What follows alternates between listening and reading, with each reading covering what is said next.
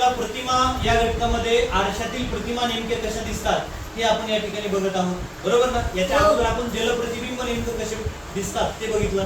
जलप्रतिबिंबामध्ये काय दिसतं, वरची बाजू या ठिकाणी खाली आणि खालची बाजू वर दिसते. पण या ठिकाणी आपण आरशातील प्रतिमा बघत आहोत. आता ही दिलेली एक आकृती या ठिकाणी आहे. या आकृतीमध्ये काय होणार आहे बघा, ज्या बाजू उजवीकडे आहे त्या बाजू डावीकडे येणार आहे आणि ज्या बाजू डावीकडे आहे त्या बाजू उजवीकडे येणार आहे, बरोबर ना.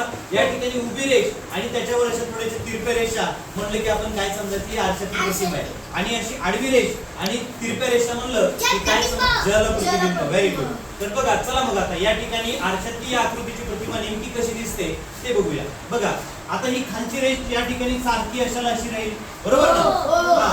त्याच्यानंतर जो भाग आहे तो असा जाईल आणि ही अशी आकृती तयार होईल. बघा, ही आकृती फक्त अशी कल्पना करा, आपण ही आकृती अशा दिशेने फक्त फिरवतोय, म्हणजे ही आकृती उचलून जशाला तशी फिरवून अशा दिशेने ठेवतोय, अशी एक थोडीशी कल्पना करा, बरोबर का. आता हा बाण या ठिकाणी इकडे आहे, बरोबर ना. हा बाण या ठिकाणी या दिशेला आहे. हा बाण या ठिकाणी कोणत्या दिशेला होईल, या दिशेला, बरोबर ना. एक एक गोष्टीवर या ठिकाणी फोकस करा, प्रत्येक गोष्ट आपण बघूया. आता हे बघा, इथे हा झेंड्यासारखा किंवा पताक्यासारखा थोडासा छायांकित भाग आहे या ठिकाणी, तो बरोबर जशाला तसा आहे, बरोबर ना. हा जशाला तसा रंगवलेला या ठिकाणी भाग आहे, बरोबर.